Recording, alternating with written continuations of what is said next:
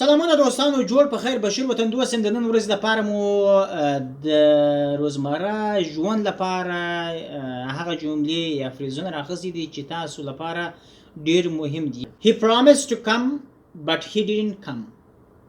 د وعده وکړه چې راسي خو دی نه راغی. This is a book. دا یو کتاب دی. They forgot to lock the door.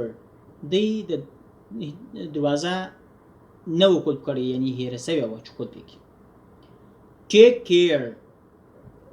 د ځان خیال دې ساته یا خیال دې ساته. He doesn't seem to be an American.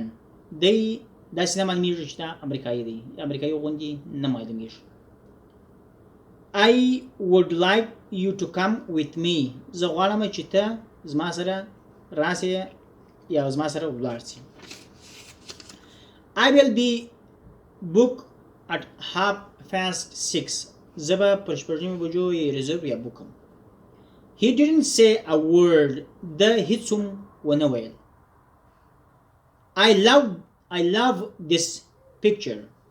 دا پکچر مې ډیر خوښ شو، یا دا عکس ډیر خوند راکوي، دا عکس ډیر ښایسته دی.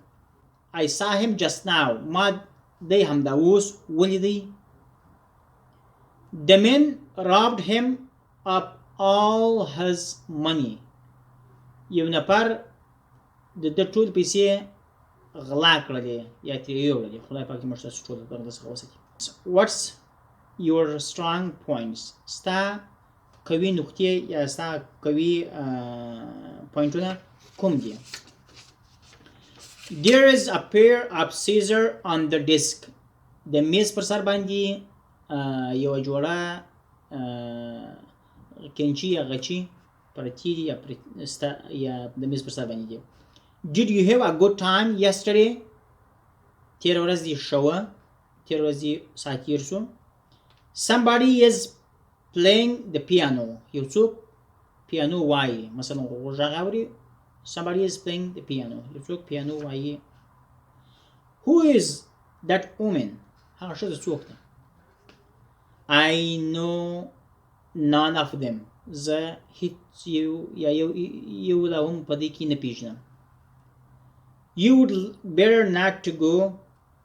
زه غواړم چې ته ولاړ نه سې. May I borrow your dictionary? کولی شم زه ستا ډکشنري یا د ترجمې کتاب واخلمه یا راکې امانت شکل باندې. خدای دې وکړي چې دوستانه په باندې پوه شوي یاست. تر بلې ویډیو پورې ښې چارې.